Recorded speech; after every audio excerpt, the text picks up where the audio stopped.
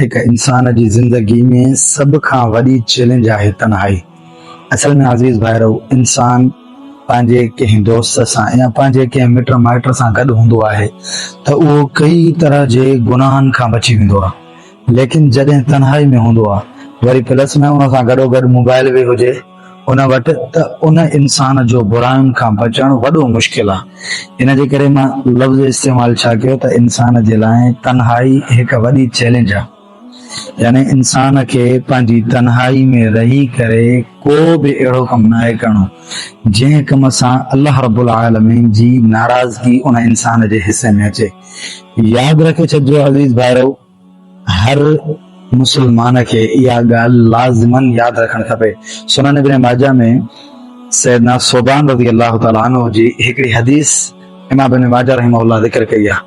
सहाबी फरमाए थो त नबी अलैहिस्सलातु वस्सलाम फरमायो त मां अहिड़नि माण्हुनि खे सुञाणियां थो जेके माण्हू क़यामत जे ॾींहुं ईंदा ऐं उन माण्हुनि वटि नेकियुनि जा वॾा वॾा जबल हूंदा, लेकिन पोइ छा थींदो जॾहिं उहे रब्बुल आलमीन जे दरबार में ईंदा त अल्लाह रब्बुल आलमीन उन्हनि जी नेकियुनि खे ज़रो ज़रो करे उॾारे छॾींदो।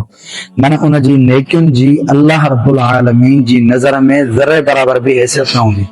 अच्छा, इहा इन्हनि जी सज़ा छा करणु हूंदी? इन्हनि जी सज़ा इहा इन जे करे हूंदी, नबी साईं फरमायो इज़ा खलऊ बिमुहारिमिल्लाह इंतहकुहा, ही उहे माण्हू हूंदा जेके अल्लाह रब्बुल आलमीन जी गैरत खे दावत ॾियण वारा हूंदा। अल्लाह जी गैरत खे जेको इंसान ललकारींदो समझो त उनजो अंजाम इंतिहाई ख़तरनाक आहे ऐं इहो उनजो अंजाम आहे जो नबी साईं फरमायो त उनजी जेतिरियूं बि नेकियूं हूंदो अल्लाह उनजी नेकियुनि खे ज़रो ज़रो करे उॾारे छॾींदो पर क़बूल न कंदो।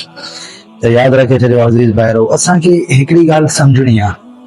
अल्लाह रब्बुल आलमीन जॾहिं इहा ॻाल्हि असांखे फरमाए छॾी अलम यअलम बिअन्न अल्लाह यरा, इंसान तूं इहा ॻाल्हि नथो ॾिसी त अल्लाह रब्बुल आलमीन तुंहिंजे हर हर क़दम खे ॼाणे थो।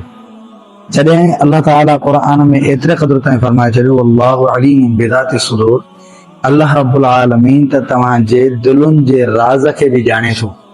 जॾहिं अल्लाह रब्बुल आलमीन एतिरियूं ॻाल्हियूं चई छॾियूं त पोइ इंसान तूं तन्हाई में अची करे अल्लाह जी नाक़दरी छो थो करे? अल्लाह रब्बुल आलमीन इन जे करे ई त क़ुरान में फरमायो त यस्तख़फून मिनन्नास वला यस्तख़फून मिनल्लाह, इंसान तूं माण्हुनि खां डिॼी थो लेकिन अल्लाह खां नथो डिॼी। जो माण्हुनि जे अॻियां गुनाह करण में तोखे शर्म थी अचे ऐं जॾहिं तन्हाई में वञी थो उते ॾिसी थो तोखे ॾिसण वारो केरु न आहे त उते गुनाह थो करी।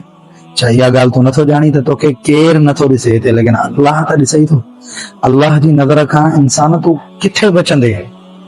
इन जे करे हर मुसलमान खे अज़ीज़ भाइरो पंहिंजी ज़िंदगी में इहा शइ लाज़िम करणु खपे त उहो जहिड़े तरीक़े सां ज़ाहिरनि गुनाहनि खां बचे थो तन्हाई वारे गुनाहनि जो बिलख़ुसूस ख़्यालु करे। छो जो केरु बि उते उनखे न आहे ॾिसण वारो, लेकिन रब जी ज़ात ॾिसण वारी आहे। जे अगरि इंसान तन्हाई में गुनाह करे थो इन जो मतिलबु इहो आहे त इंसान जी नज़र में माण्हुनि जी हैसियत आहे, रब जी हैसियत न आहे। त इहो वॾो हिकिड़ो ख़तरनाक मामिलो आहे। अल्लाह रब्बुल आलमीन शाल असां ते रहम करे ऐं असांजी तन्हायुनि में असांखे पंहिंजी तन्हायुनि खे पाक करण जी तौफ़ीक़ अता फरमाए। वमा अलैना इल्लल बलागुल मुबीन।